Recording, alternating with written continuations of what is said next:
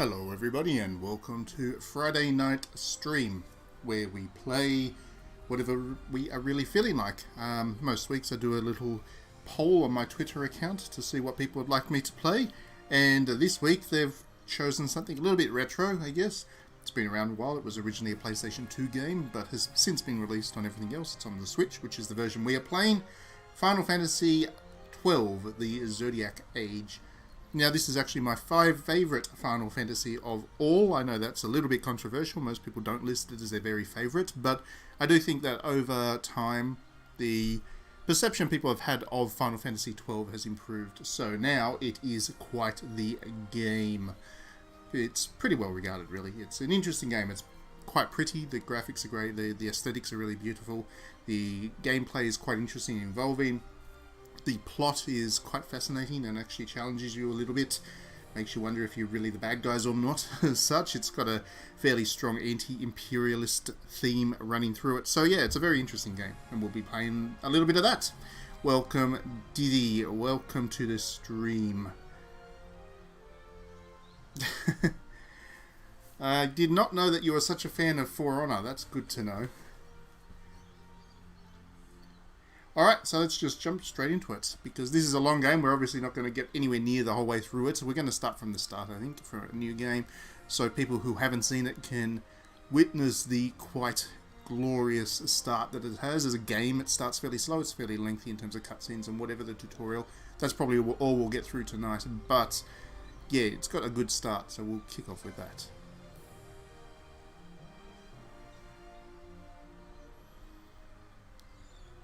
I do not have an opinion on Sadistic Milker Band.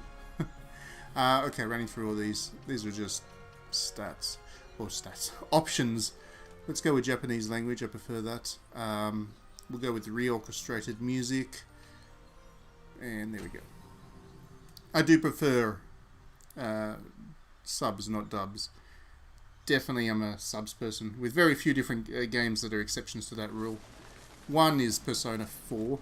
I actually have played Persona 4 so many times in English that even now that you can play it with the Japanese voices, it just doesn't sound right to me, so I stick with the English voices. But yeah, generally speaking, it is subs over dubs. So this is the world of Final Fantasy XII. As you can see, it's all very beautiful. The base town, this town that you start in, is inspired by, I guess, Middle Eastern aesthetics. So that was also a thing that was quite appealing to me right from the outset. I'm a big fan of fantasy Middle East aesthetics, and this game does a good job of that. It's not it's done in a way that's quite interesting. There's some Moogles there. Yes, yeah. Imagine being a dub peasant indeed. And there we see Lady Ashe, who I very much like. She is in wedding gown. I always like it when the characters have a wedding gown. There's not enough fan servicey games that do the wedding gown thing, but you get to see Ashe in hers right at the start, even before you know who she is.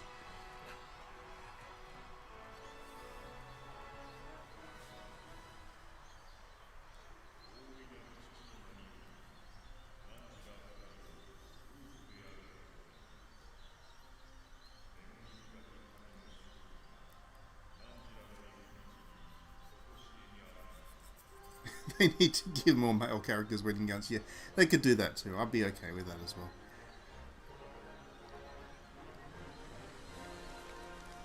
So, for people who are perhaps not quite as familiar with Final Fantasy XII, it was originally a PlayStation 2 release a long time ago now. And this is obviously a HD'd up version of... But the aesthetics were so strong that even if you were to play just the original PlayStation 2 game today, you'd still find it quite visually pleasing. It's a very aesthetically attractive game. It's one of those ones that definitely preferences, I guess, aesthetics to just technical brilliance. Although it was quite a technically advanced game for the time as well. It was the third. It was the third PlayStation 2 Final Fantasy game after Final Fantasy X and X-2. And 11, I guess. 11 did get a PlayStation 2 release, I think. But it was an MMO, so it don't really count as a Final Fantasy game as far as I'm concerned. This is the proper single-player Final Fantasy one. Although the combat system actually does take a bit of inspiration from MMOs, which we will see soon enough. very Star Wars-like machines there. Worth remembering that Final Fantasy has often been inspired by Star Wars.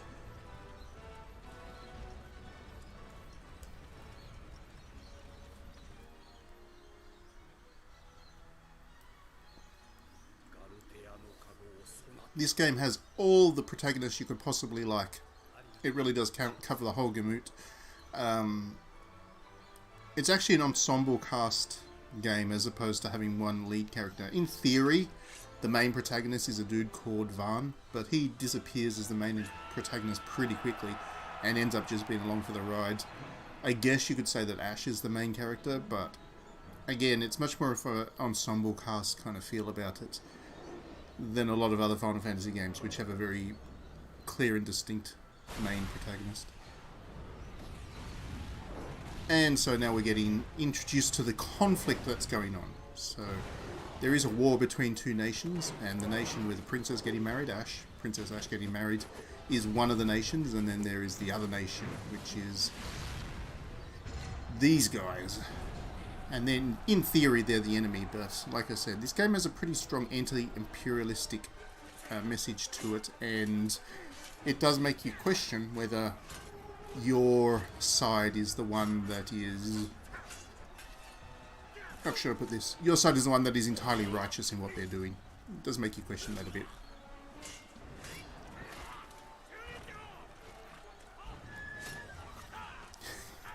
Yes, the Final Fantasy game's always been odd that they've had a lot of games where there has been a single kind of lead male, often male, but lead protagonist. When the cast is, you've always had a party of characters along with you. You'd think that they'd get, equal weighting, but that doesn't happen often.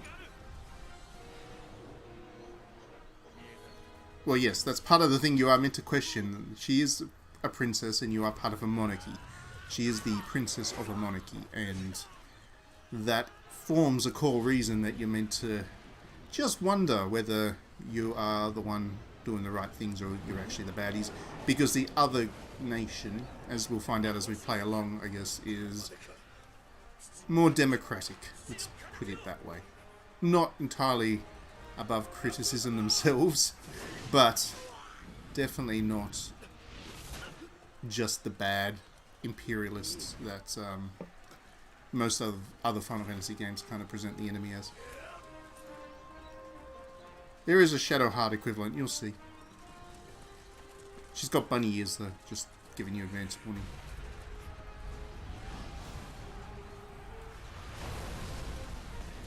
Anyway, this is a big spectacular battle scene to start the game with. Chocobos in combat. I'm not a big fan of that. Chocobos are too awesome to be fighting birds. Speaking of, there was a Final Fantasy game, Final Fantasy Type 0, which is, I believe, the only Final Fantasy game where you actually see a Chocobo being killed, and it was pretty dark and brutal. It actually happens in the opening cutscene, and it sets the tone for a pretty dark version of take on Final Fantasy, and I was not happy about that. Chocobo should never die.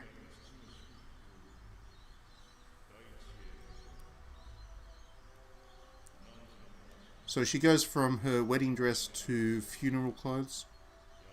Surprisingly, not that much difference between the two. Anyway, her husband, who's been around for has been a husband for like a day or something, he passes away. So she's free again now. Lucky her. Chocobo Genocide. No, not Chocobo Genocide Simulator. Just one Chocobo dies. But it's pretty brutal. There's blood and everything. You just don't expect that from a Final Fantasy. You think Final Fantasy has certain limits, but, yeah. That Type 0 did not have those limits.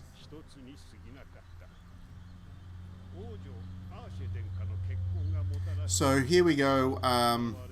This is all just the historical background.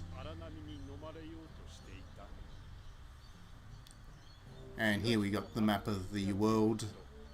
So you play as Dalmasca. Well, your faction, your nation is Dalmasca. And you're kind of stuck in the middle between these two very powerful forces, as you can see. and Arcadia is the one doing the invading.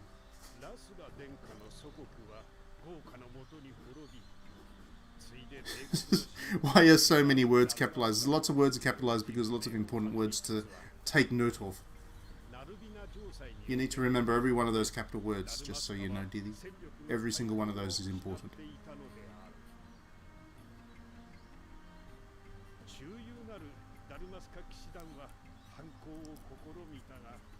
I guess the other thing that's interesting about Final Fantasy XII is so many of the other Final Fantasy games have epic plots in the sense that you're generally saving the universe or something, or the world at least, often the universe, from some kind of great evil. But they always feel much more about the characters and their journey, and that's what's important. With Final Fantasy XII, it often feels like your characters are just players in a much grander kind of scale, epic thing. It feels more like a historical epic in terms of the way that it's presented.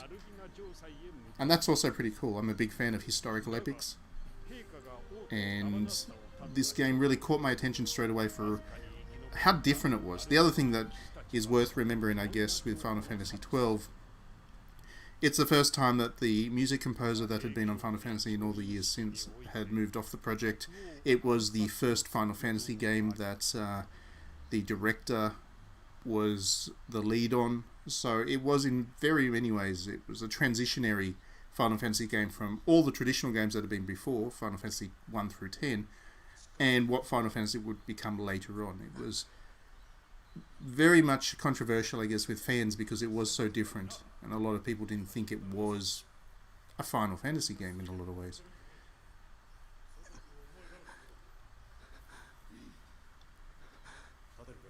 And now we're into the tutorial bit. So you play as this little dude.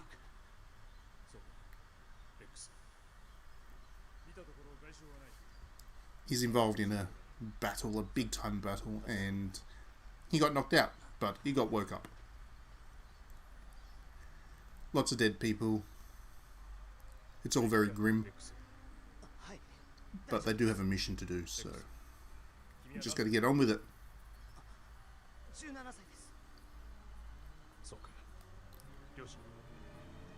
And so there you go, about a 15-minute cutscene to start the game, which was very long for stories back in these days. It wasn't quite like, I mean, aside from Kojima, who would do his 50-minute long cutscenes, it was a very strong narrative start to Final Fantasy XII.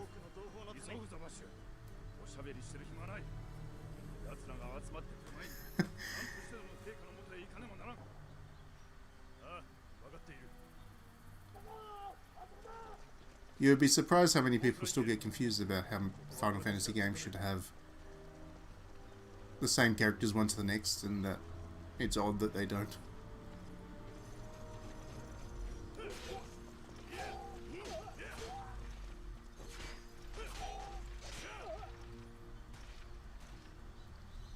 See the slightly curved sword and everything? It's a scimitar. So straight away, these people that you're playing as are not the traditional European style heroes of previous Final Fantasy games. This one definitely has that Middle Eastern edge to it. Okay, so we're now going to be playing. We need to look around. Got to do the tutorial, see?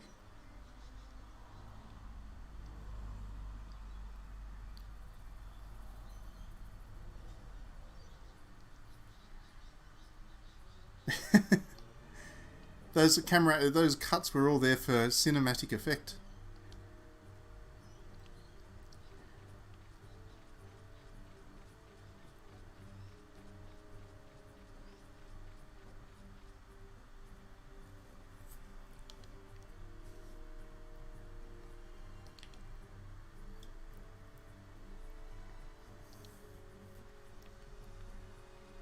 So I've got to talk to this guy. Life is worth too much to throw away, Rex. That's right, the guy's name is Rex. Do what you can, but don't try to be a hero. Damn straight.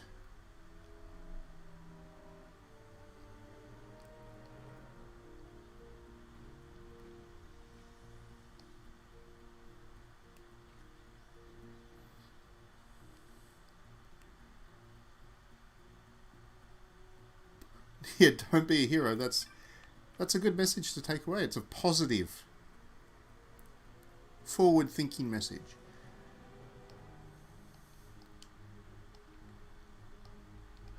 There we go. Open the gate. Now we're ready to invade this castle, or whatever it is.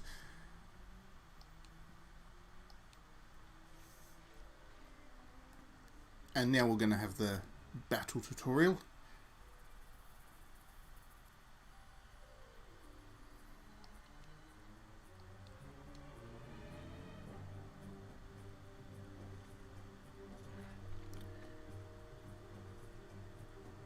So this combat system takes a while to get used to if you are more familiar with the earlier Final Fantasy games.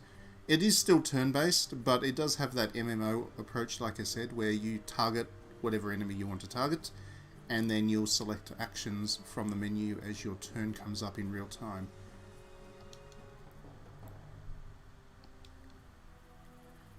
It has become quite a common approach to doing combat systems in RPGs, but it was less common when this game was there, especially for a single-player game. It was fairly often used in MMOs, but not so often as a single-player combat system.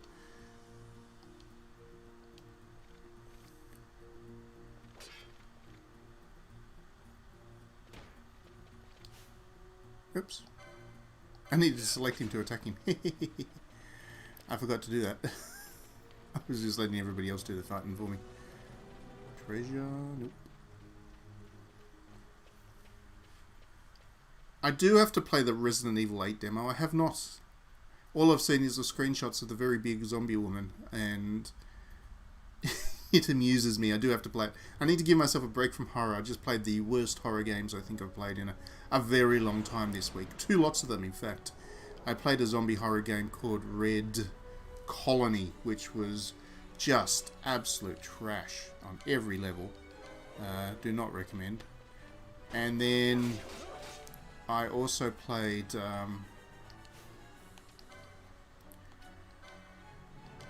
a horror game called Nightmare Dungeon, something like that. It was not good. It was really not good.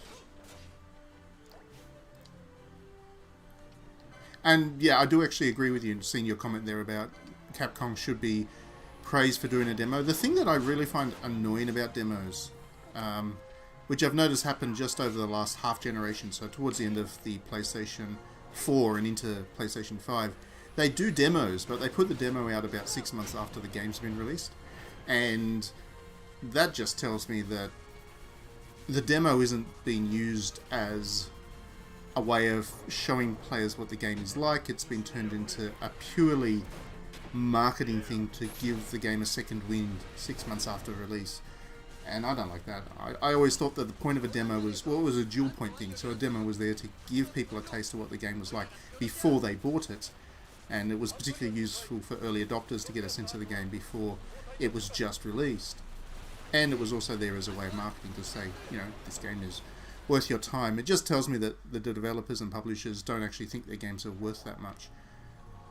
And they just keep trying to hide it. The first week or so of a game's release is just there to get all the suckers that don't read the immediate reviews or pre-order it, and there's no demo because that would give people a chance to not buy the game. I'm not a fan of that. So yes, well done to Capcom for actually putting a demo out for their game. They must be very confident in what Resident Evil 8 is going to do. There we go, I just took down a couple of those soldier dudes. I'm feeling pretty good about my combat abilities right now.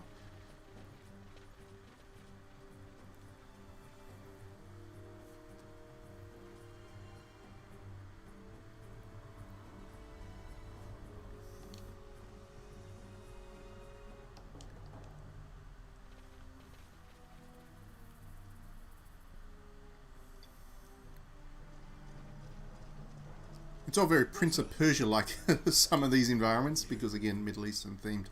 Speaking of which, I am genuinely looking forward to Prince of Persia Sands of Time remake. I'm a little bit annoyed that they've gone and added DLC and stuff to a game that didn't have DLC in the first place, but Ubisoft be Ubisoft, I guess.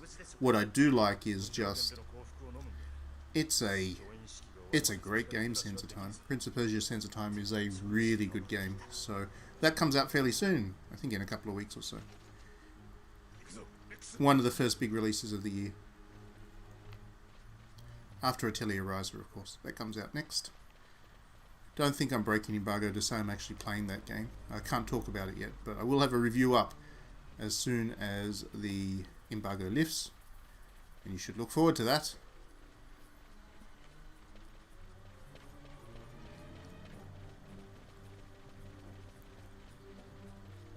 It's actually a pretty big week for... a pretty big couple of months for JRPGs in general. I've also got Ys 9 to play through as well, so 2 huge JRPGs in the span of a couple of weeks is going to be exhausting for me, especially when I've also still got to finish Persona 5 Strikers.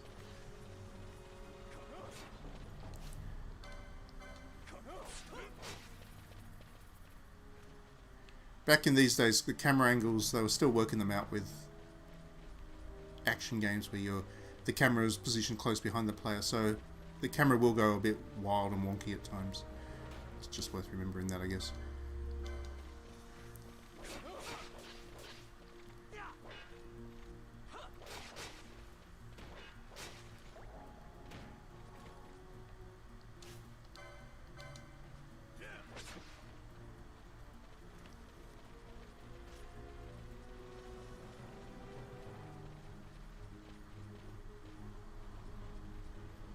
I think we want to go this way. I saw a red dot there. Let's kill the enemies.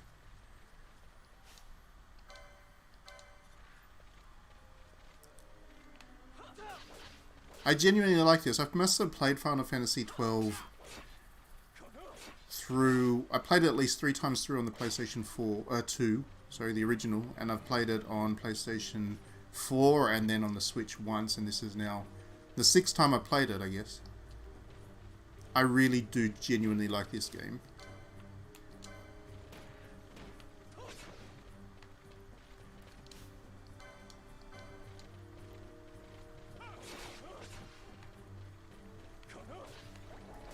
Except for sometimes the camera angles, but most of the environments you're fighting are not such tight corridors, so it's not such a big issue. We need to go this way, up the steps.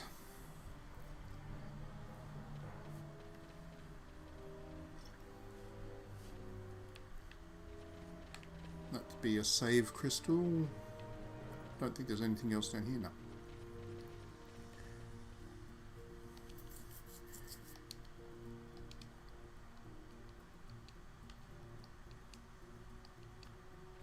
So this is just about the end of the tutorial now. I'm just going to save, of course.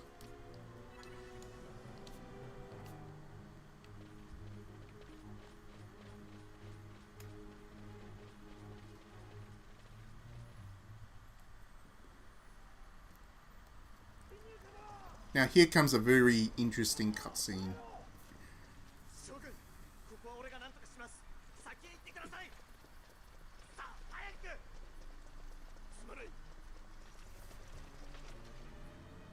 Oh, not quite yet. Sorry. No, now we're all alone. We have to defeat all the enemies ourselves because we've decided to be the hero. Even though our friend told us right at the start, don't be the hero, we've decided to be the hero.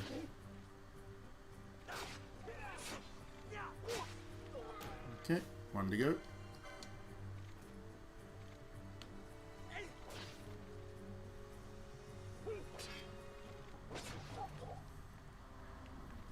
Well, we survived being the hero. I think now we do have a bit of a dungeon section that is by ourselves, or maybe we do just get straight into the cutscene from here.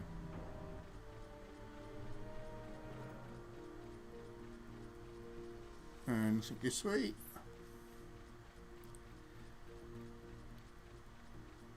Here we go. This is the cutscene I meant. This is the one you want to watch. It's a pretty neat way of finishing the tutorial from a narrative perspective.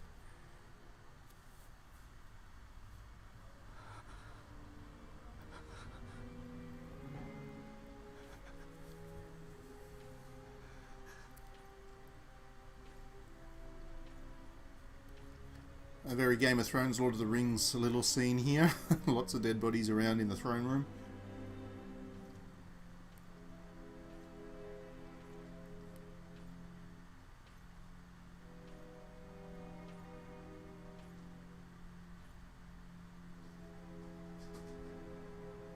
And also the king is dead.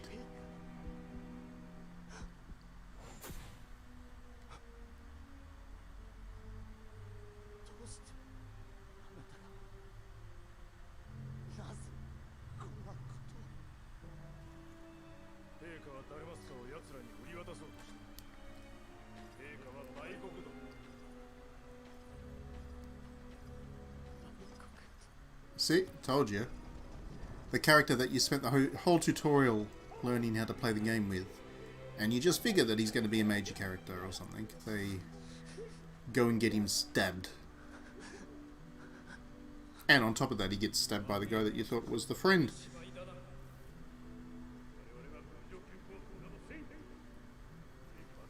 Yeah, I think I forgot to turn the subtitles on. It's good practice for your Japanese.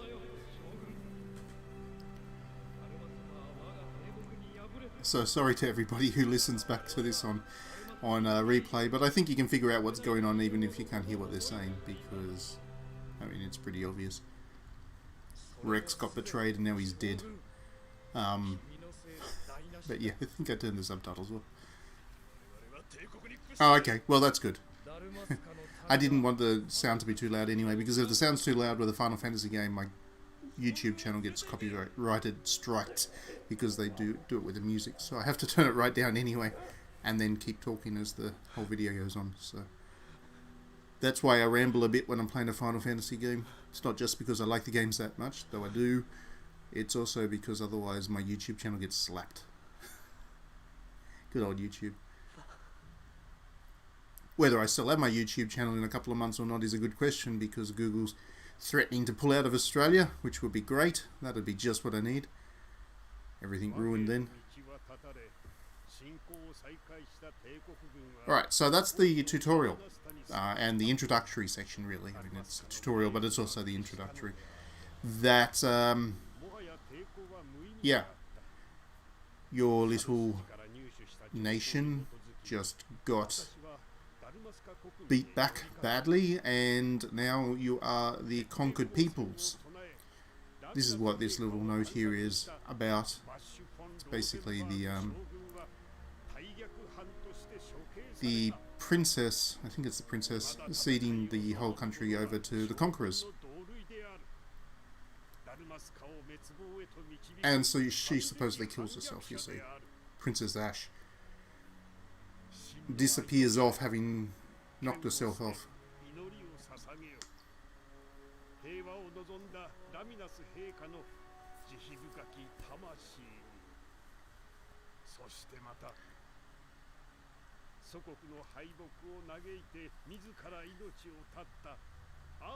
And that being Captain Bash, the guy that did the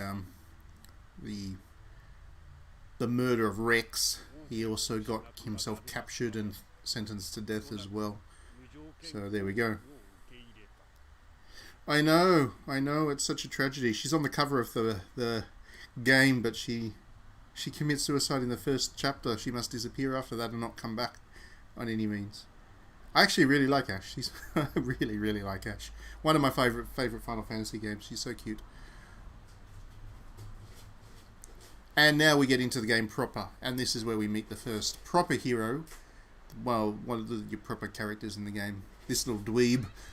His name's Vaan. Nobody actually likes Vaan. He's one of the least popular characters in the whole Final Fantasy series. But luckily, like I said, even though he's nominally the protagonist, the one that you meet first and the main character, he really gets sidelined pretty quickly afterwards because he's just useless. He doesn't do anything except kill rats. Die rats, but rats nonetheless. And this battle is so annoying because the rats just keep running away. So anyway, Vaan wants to be a pirate, a sky pirate no less, and that's all he dreams of being. And he's just the most annoying character in his little dream of being a pirate. It's like Square Enix saw Tidus and saw that absolutely nobody liked Tidus from Final Fantasy X and decided to make Tidus 2.0. That's Vaan. He's the only one that's no good in this game. All the rest of the characters are pretty cool.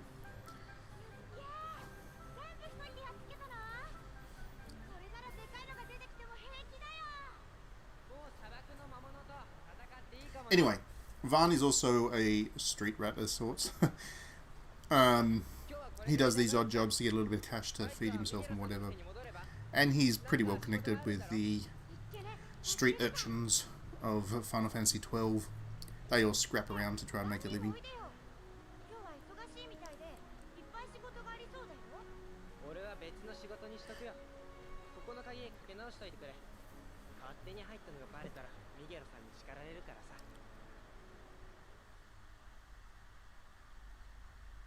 And now we're about to see the main city, Rabanastre itself.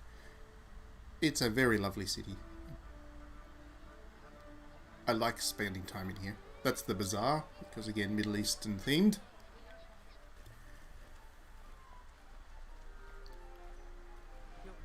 Full of eclectic characters and exotic fruits.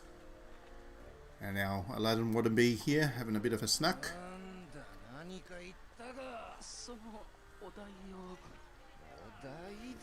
It's because it's where the crown sits, you see. It's where the big palace is. We get to see the palace later on. It's a very lovely palace. Anyway, these are the invading forces, the imperialists. They're the ones that have occupied the city. And we're not meant to like them because we're Aladdin. And he, like I told you, he's stolen from the imperialist. It's exactly Aladdin's start all over again. But he's just not as cool as Aladdin, and he doesn't get to hook up with Jasmine either.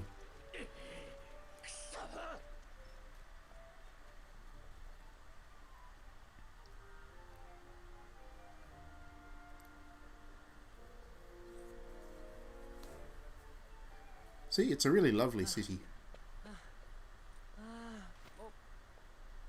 Oh, there we go. Okay, so here's one of the good characters. This is Pinello. This is Vaan's buddy. They grew up together and all that. She has little twin tails going for her. And she is... Well, nominally her role in this game is the kind of black mage. So, she also wears something that is... I have no idea what that fashion's even meant to be, but it is very body hugging, so I approve of it.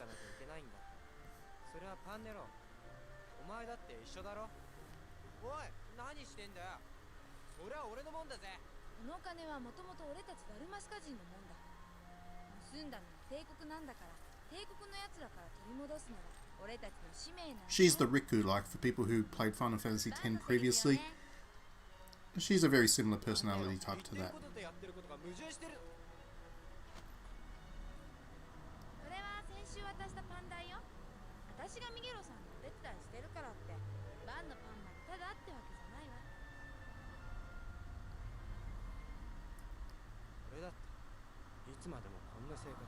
But yeah, I just can't imagine that costume, because I mean, think about it, this is meant to be based on the Middle East, right? So it's all kind of hot and stuff. When she starts to sweat, that costume can't possibly be comfortable. All the chafing can be very uncomfortable to wear. She suffers for her fashion, does our Pinello. That there was a sky pirate ship. I have to keep commentating because I forgot to turn the subtitles on. That there is a sky pirate ship. That's what Vaan wants to do. He wants to jump on one of those and adventure around the world.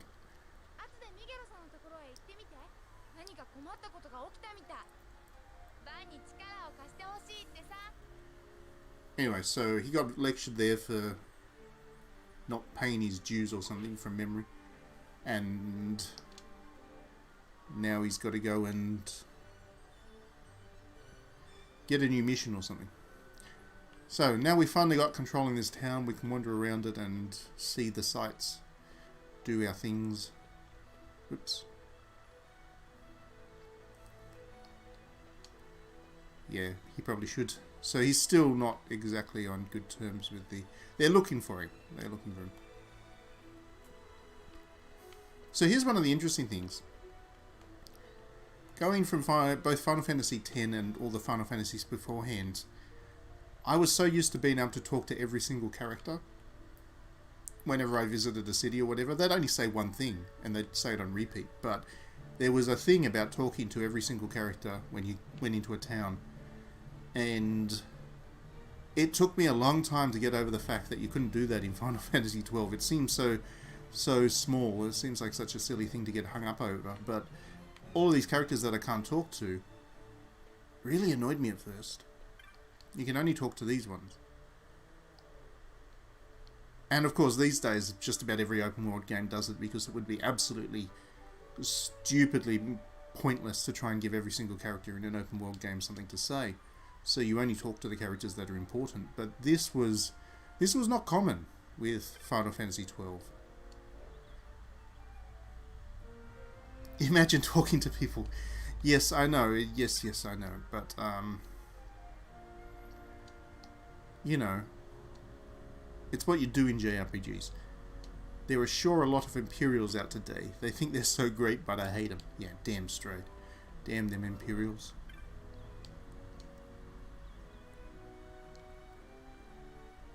You want to hear about the history of Rabanastre? It won't cost you much. 1 gil ought to do it. Oh, what the hell? Let's give him a gil. A gold piece.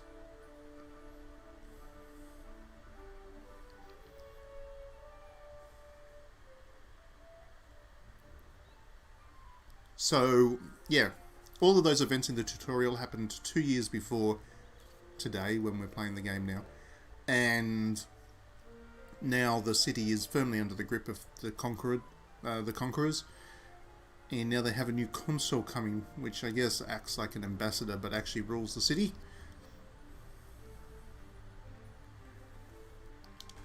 And that's apparently the whole history of the city. It's only 2 years old. But you got to give the kid his due. He's followed some history in the last couple of years.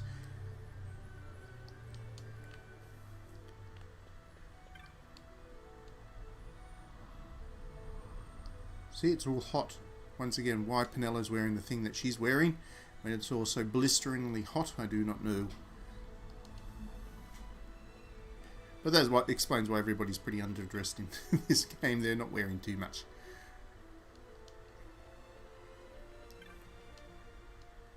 So some of these other kind of non-human characters might be familiar, even if you haven't played Final Fantasy XII. If you've played Final Fantasy Tactics, it's actually set in the same world, because it's got the same director and he wanted to use the same setting, I guess.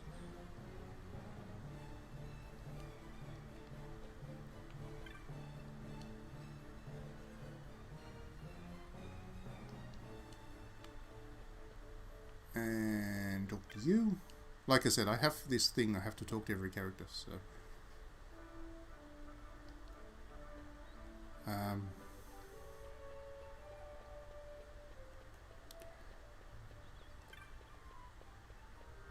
Anyway, we want to go this way.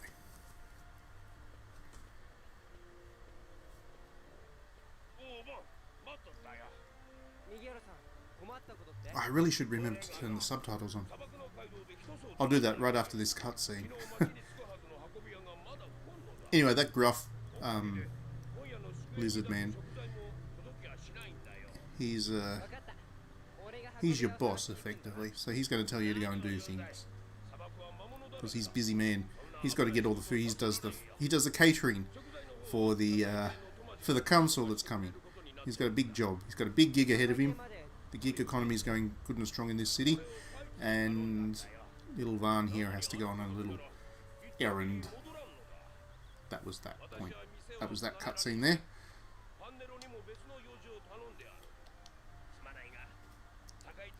See if I can turn the subtitles on after this. Once again, sorry to everybody that watches his back on playback, especially. You're not going to be able to follow anything that's happening here. Okay. So anyway, Van got his job, task thing to do. Now, let's config. Sound, give me subtitles. Why do I not have subtitles? I might as well put English on there. If I'm not going to be able to find... Oh, there we go. Alright. I fixed that now. halfway through the stream tonight. I've fixed it. So we won't have to worry about that now. We'll be able to follow along with the plot as we go. My friend here says there's 14,264 cobblestones in the southern plaza around the corner, not including the tiles in the fountain. Well, that is quite the waste of time to count them.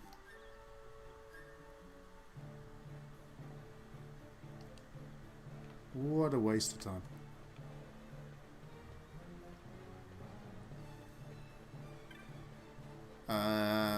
What do I need to do? That's a good question. World map will tell me. Oh, no, it won't. That map will tell me. There we go. I need to go to that spot there. Oh, the pub. That's right. We're going to the pub. Not to have a drink, but to get some foodstuffs or something. There's Pinello. Hello, Pinello.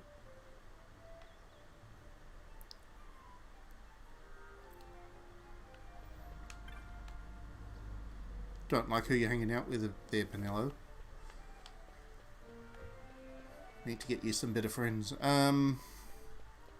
Here we go. This is a really cool pub. I'd hang out here if I was a local of the city.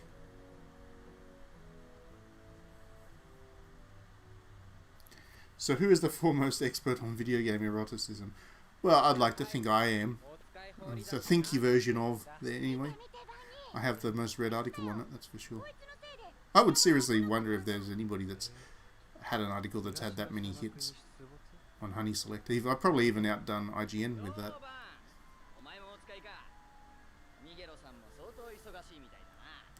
So that little quest board there, that's where you get all kinds of missions, hunting missions and things that you can do, an optional side quests and stuff.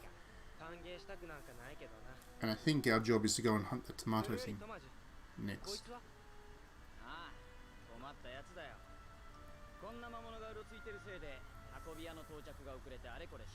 It is.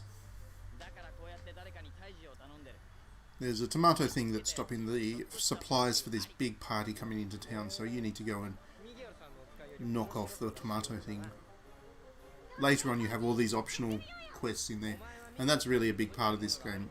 Final Fantasy games have always been very linear in their approach. You have to go from one thing to the next, to the next, to the next, and just follow the trail of breadcrumbs. This game introduced a pretty comprehensive monster hunting system, which added a lot to the game, actually. It really helped to make it feel quite open, and you had a lot of freedom to do what you kind of wanted to, and so on and so forth. It's a rogue tomato.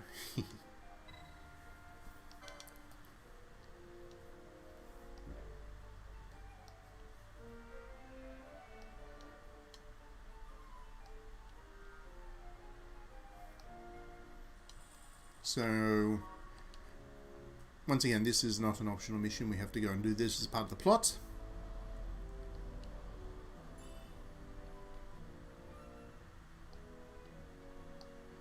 And we just get introduced to the whole system at the back, how all of that works.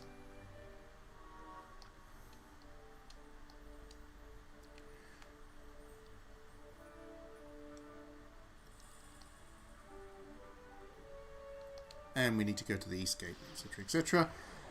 And we have now officially started the hunt for the rogue tomato. But first,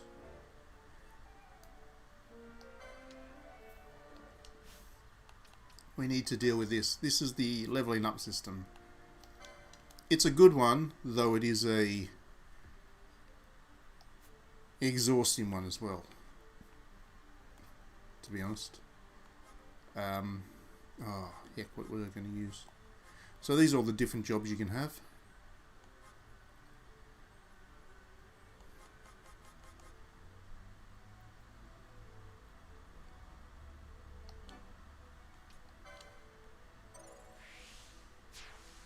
Once you've selected that, you jump into it.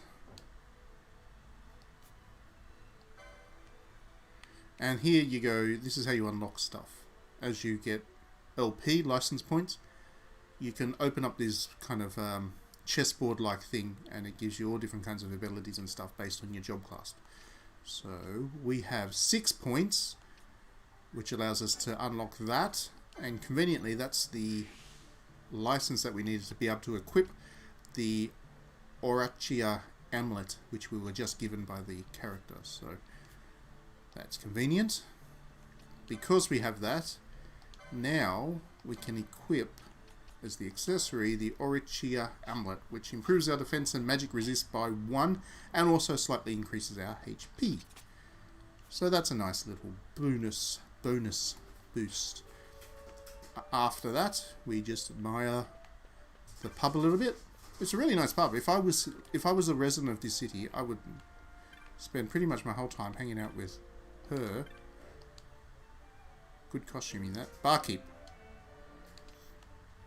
I'd spend all my time up here. Look at this. Look at the view. Awesome pub. Alright. So now we're going to go get that tomato.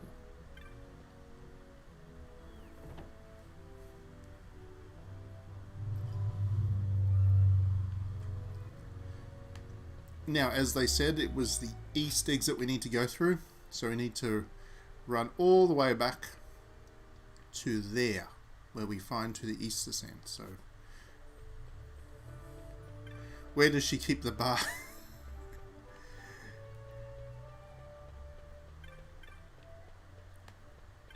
I was trying to think of something clever to say there, but I'm out of ideas. So, it's a good one. I have no idea. We just need to make sure I'm on my right way. Going the wrong way right now. Hello, Randez. Welcome to the stream. Thank you for joining. Who are you? I am Van. That is who I am right now. I wish I was not, but he's the only character option I have.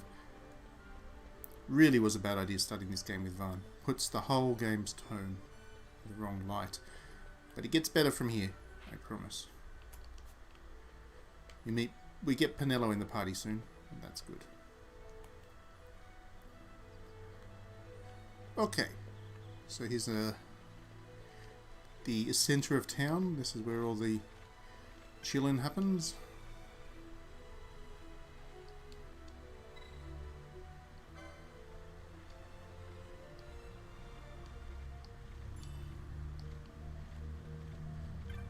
I don't know what I just picked up. I think it was a gift for somebody out this way. So I need to go out here. There we go, we got the subtitles on, that's good.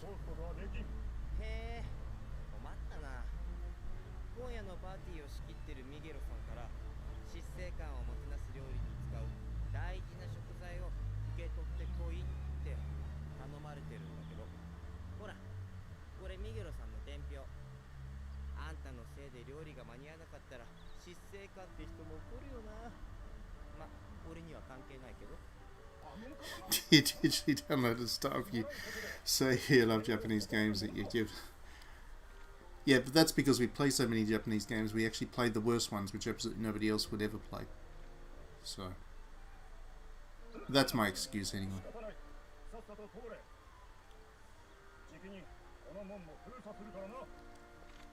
Is that zombie woman in Final Fantasy Resident Evil 8 really that tall? Or is that just a camera thing and everybody's making a joke of it?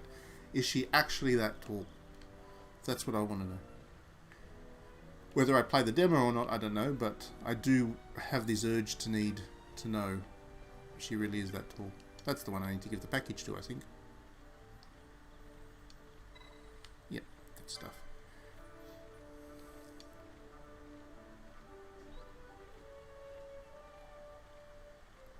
She's about 8 to 10 feet tall. That is a very tall woman. She should give up being a zombie and play basketball or something.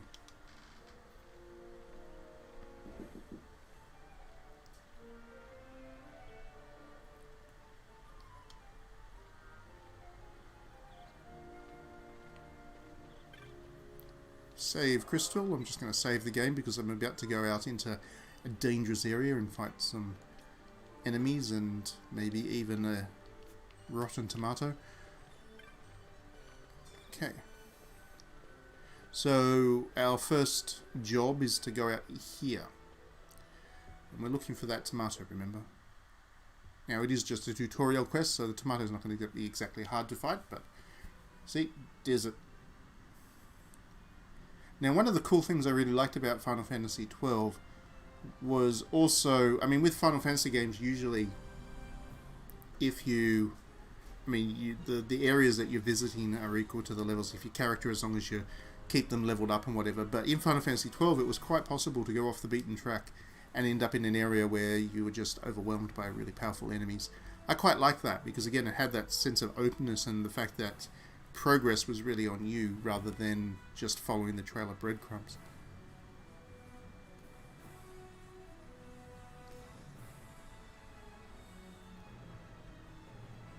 So there's a little enemy there.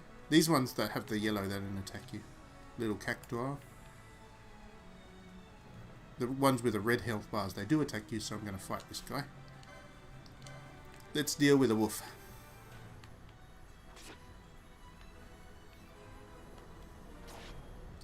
Now, of course, at this stage of the game, we don't have many abilities and stuff to use, so combat's fairly simple. The equivalent of just sitting there waiting, not even button mashing. It does get a lot more complex later on, of course. And tactical, and you need to think about what you're doing. Let's kill another wolf. I did see the tomato. The tomato's just over there. You can see him in the background at the moment. That's the tomato I've got to deal with. Okay.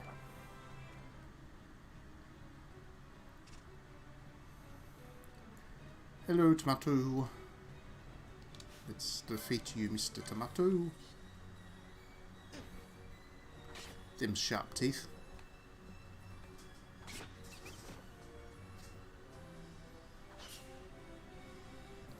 Oh, that's right. He's going to run away. Gutless little tomato.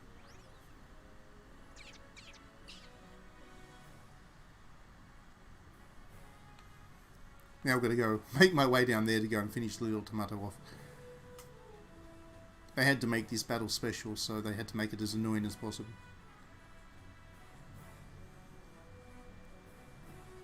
Yo, tomato. Oh, there's a dinosaur there. I definitely don't want to get into the range of the dinosaur. He's going to beat me if he gets even close. Uh-oh.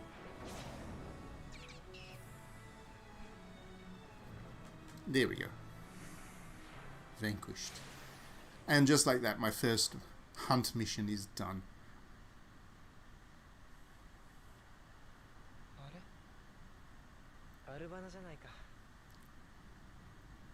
And he's going to pick a flower for Pinello, I guess. He's a romantic at heart. He's our Van.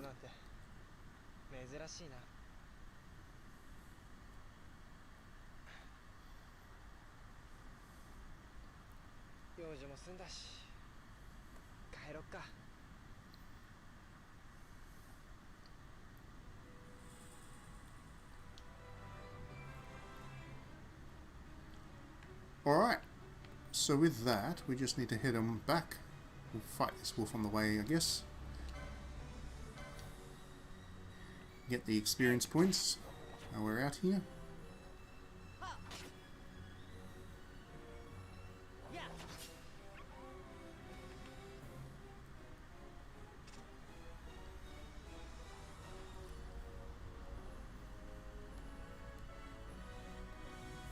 Oh, that's right. There is this fast forward feature in Final Fantasy XII on the Switch. That wasn't there in the original game, but it's useful that it's there for people that want to hurry their way through it. It's weird though. It's weird. It's just me being OCD again, I guess. But I play all these games at their normal pace, even though I've already played them a dozen times that way.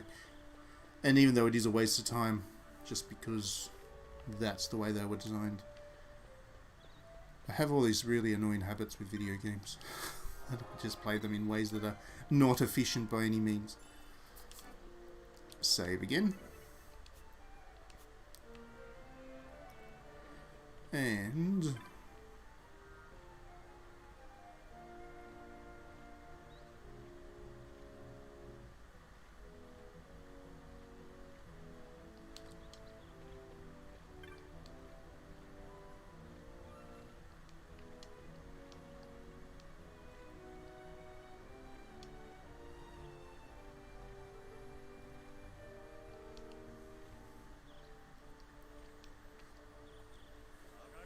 so, a bit of tension, a bit of political tension going on in town. blocking people from going back in. I like how the dude's got a smiley face on his chest. That's a pretty neat touch. Oh, it's a big chocobo.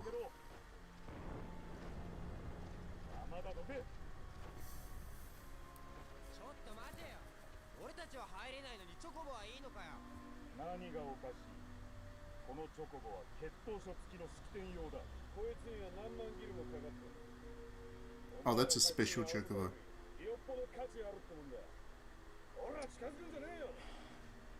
Bit of class warfare going on there. The chocobo's worth a lot more money than the peasants. So the imperialists are getting all thuggish about it. Ah, they crushed his flower. How rude.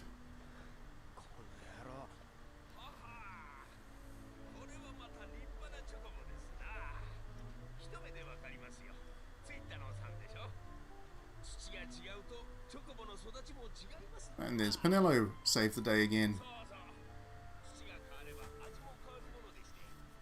I do like Pinello.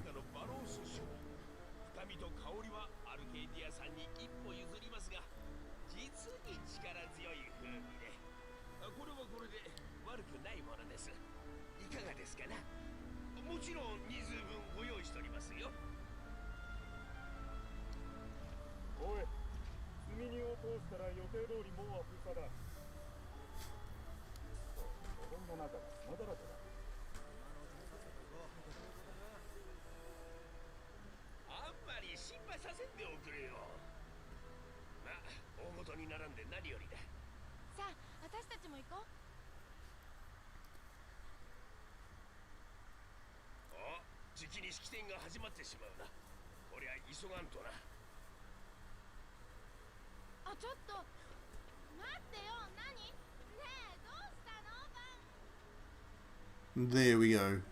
So all we learn from that is that Van's just annoying, really, and he needs saving. But here's a really neat cutscene. The all-conquering council has just joined. There he is. What a handsome fellow he is, this council. Look at the long hair. The dude's got it going for him. Perfectly shaped nose. It's no wonder everybody loves him. Except for Van, because Van's a loser.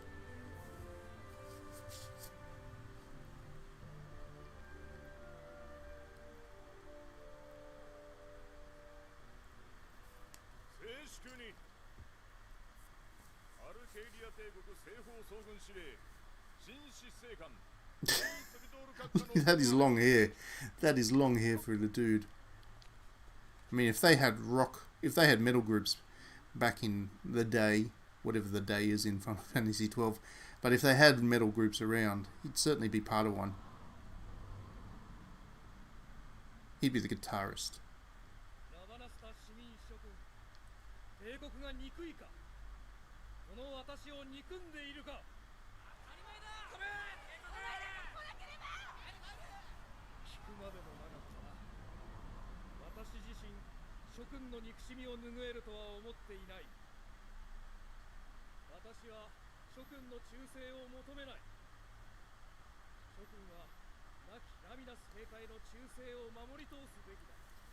And of course he speaks very eloquently, does this guy. Turns a hostile crowd around.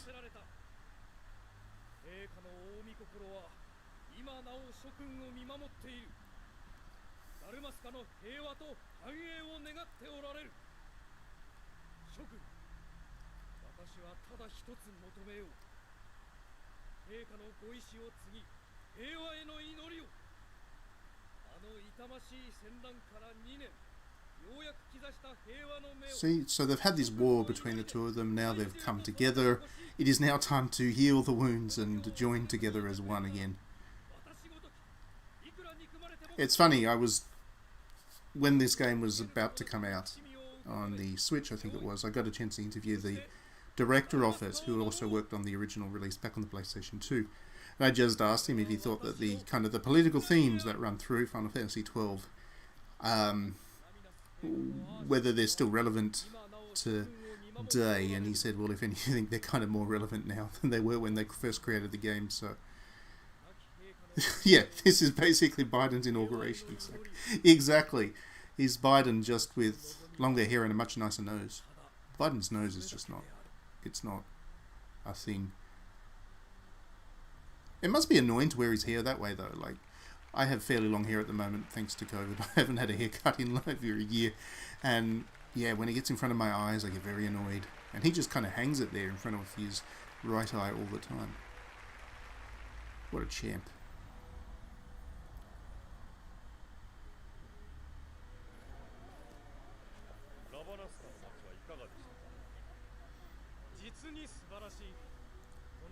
Oops.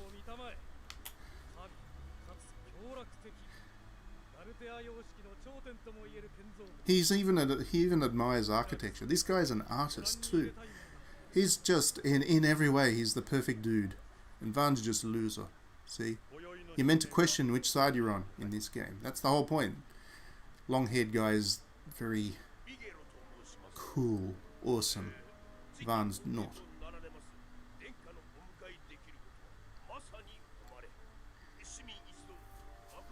Cutscene so long the switch goes into sleep mode. Yeah, it does.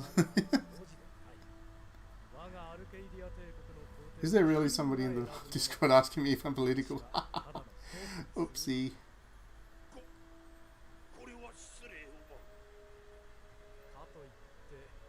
Alright. I should answer that. I seem to have a problem with big blockbuster shooters like Call of Duty and Tom Clancy. Yeah, I do a bit.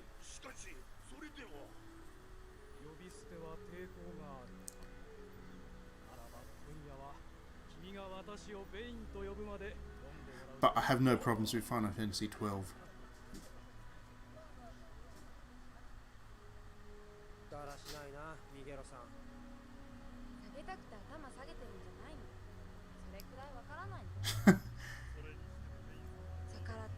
Yeah, you'll find out more about how all these dynamics work down the track. Let's just say that the heroes, even though they are probably fighting for a good reason, independence and all that kind of stuff, and the all-conquering, long-haired hero guy there is not exactly a nice fella. You do find out through the game that, well, you do some things that are questionable. Let's put it that way. You do some things very questionable. Hello Sean, welcome to the stream. We're playing Final Fantasy XII. It's retro, isn't it? It counts as retro these days. PlayStation 2 is retro, right?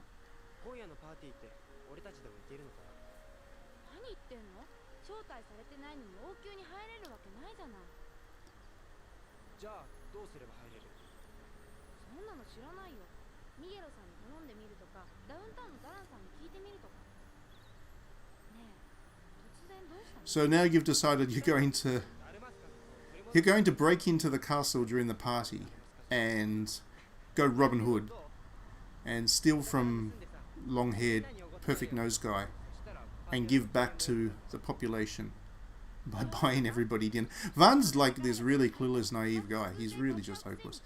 But he's got his heart in the right place, I guess. He wants to be Aladdin plus Robin Hood plus King Arthur plus whoever else.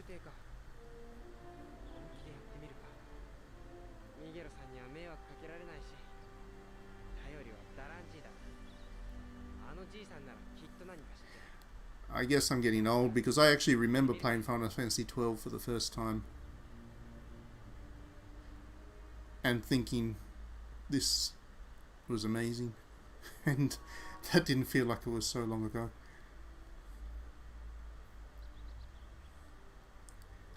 Why does Van have two A letters? It's because he's an asshole. Very good, Diddy. I like that. It's actually not his name, it's his initials. V and asshole N.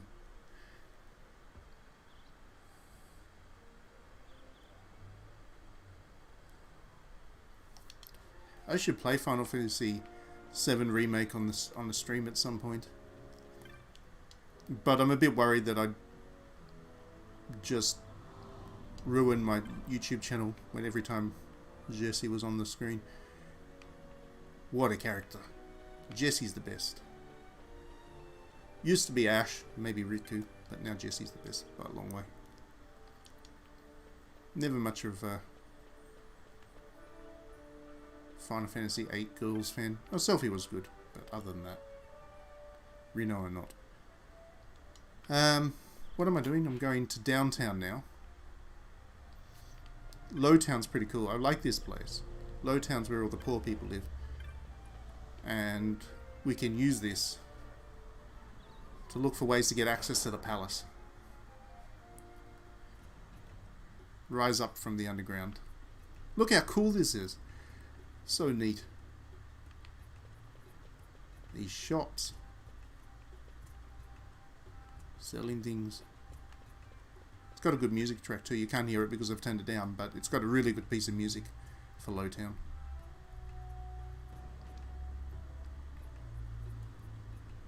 Please respect Glasses Whip Sensei.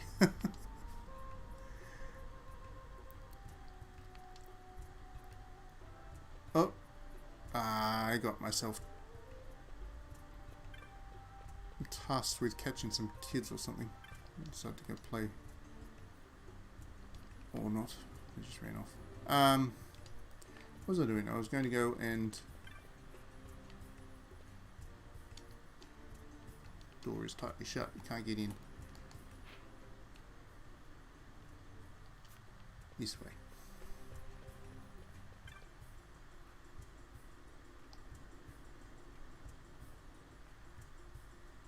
Well, that's just plain rude, calling Varn a child. Just because he behaves like one doesn't mean he is one. Furious Banga. Fi and Pa. They must be swear words in the world of Final Fantasy XII. I would say different words with regards to them.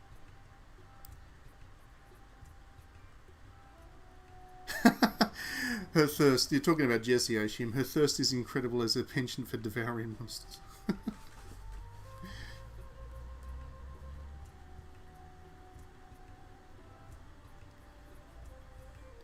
On a scale of 1 to 10, how clear does this game make it that all states are necessarily repressive and only self-management of them? I would say it's probably about a... Yeah, Sean's about right. 1.984 out of 10. It's there. You just got to read pretty... You got to have a pretty clear understanding of marks to get it there, I guess. You can definitely do a Marxist reading of Final Fantasy XII. That's what I like about it.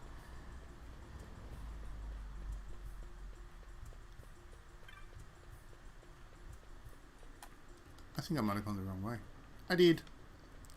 Back we go.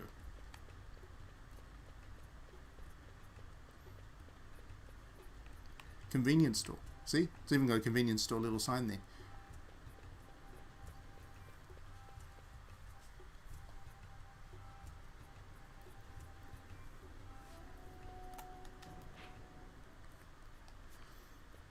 Alright. Nearly where we need to be.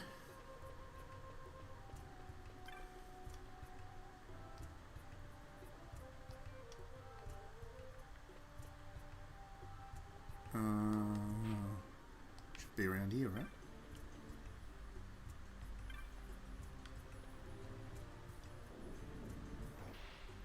Old Dalan we need to hang out with now. He's got the key to the palace. He's going to help us get in. He's a wise old soul. He's got a bunny rabbit as a pet, so he deserves respect.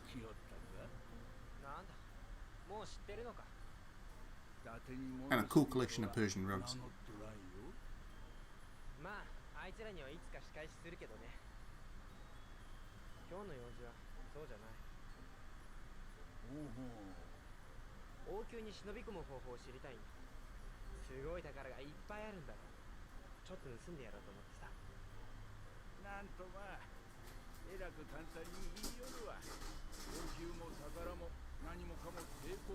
The Empire protects all that's theirs. That's pretty good quote. Pretty poignant. Very on topic. So our champion of the sewers aspires to noble action. See, I told you, this guy knows his stuff. He's got a good read on all events.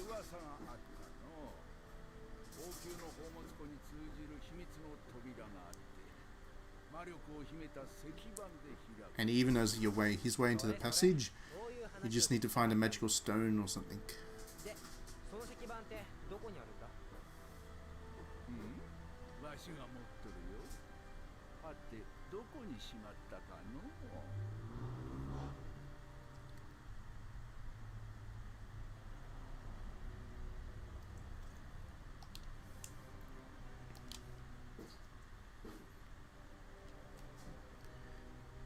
So we need the power of a sunstone to restore power to the crescent stone.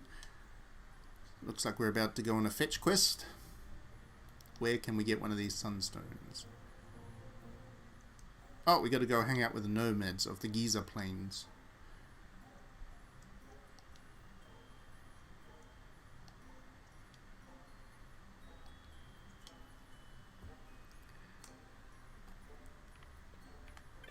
What you got to say?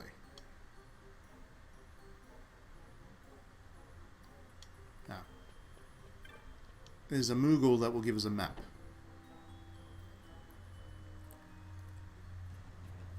But before we go, we're going to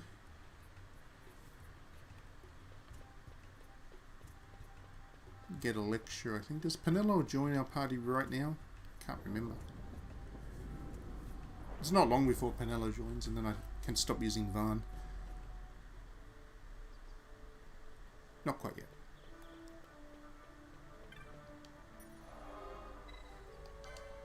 Better save. Let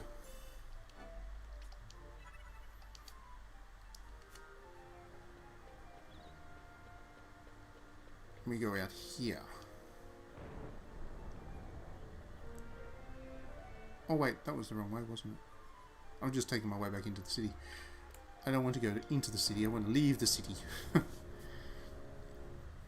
That'll teach me for not paying attention. Alright, so there we go, that's where we want to go.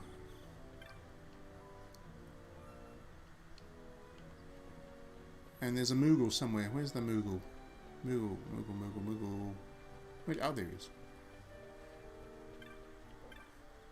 This version of the Moogle is really cute.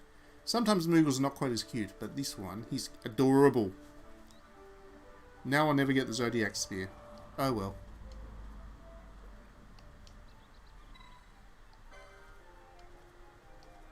I don't have enough money for it.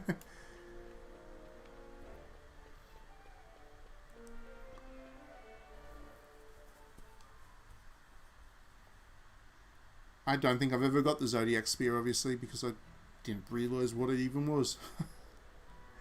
So Giza Plains is pretty cool. It has a wet season and a dry season, and when it's wet, it's different. It's harder to get around and stuff. Let's grab some treasure. Fight a wolf.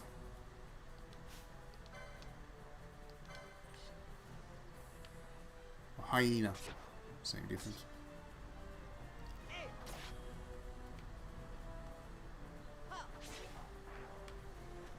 There we go. More like gas, not political. That's where we need to go.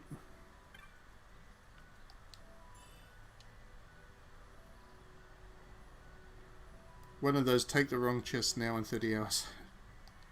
Yeah, I honestly have never got the Zodiac Spear. It must be a good bit of equipment. But was it because I went through the wrong exit or something?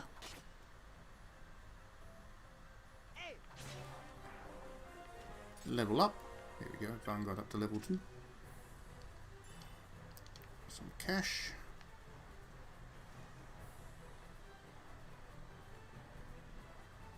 So there we go. There's the little village that we wanted to go to for the Sunstone. It's a small village.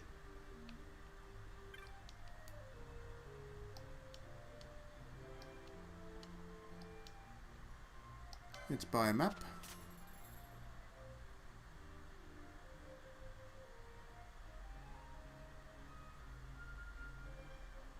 Right, okay. I probably will.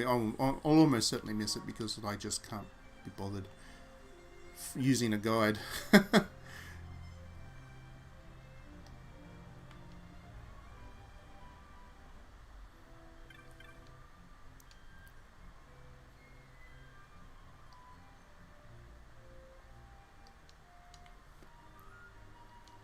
Those things are so cute. These are the cockatrice, but they don't turn you into stone.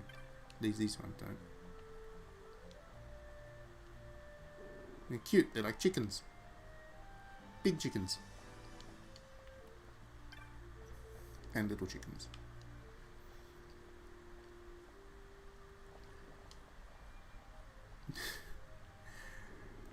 I love the Final Fantasy monster designs. They always cheer me up. I wanted to grab some food, or not food, some resources. That's the word I'm looking for.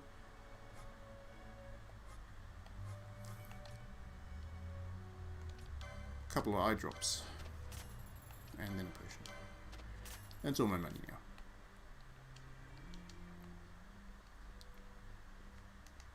now. Save crystal. There we go.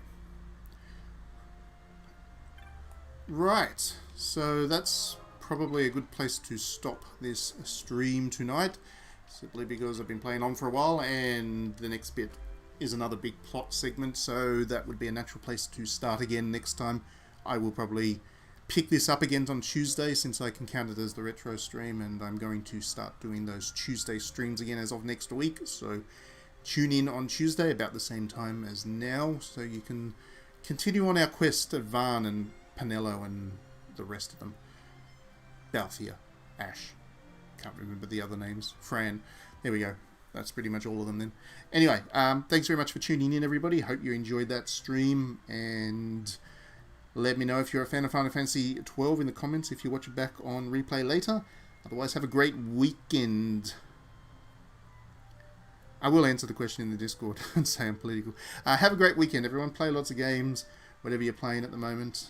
It's going to be a busy couple of weeks ahead, so get that backlog out of the way because we've got Ys and Ryza and some other RPGs to look forward to as well. It's going to be a busy couple of weeks. Thanks as always for tuning in. We will see you next time.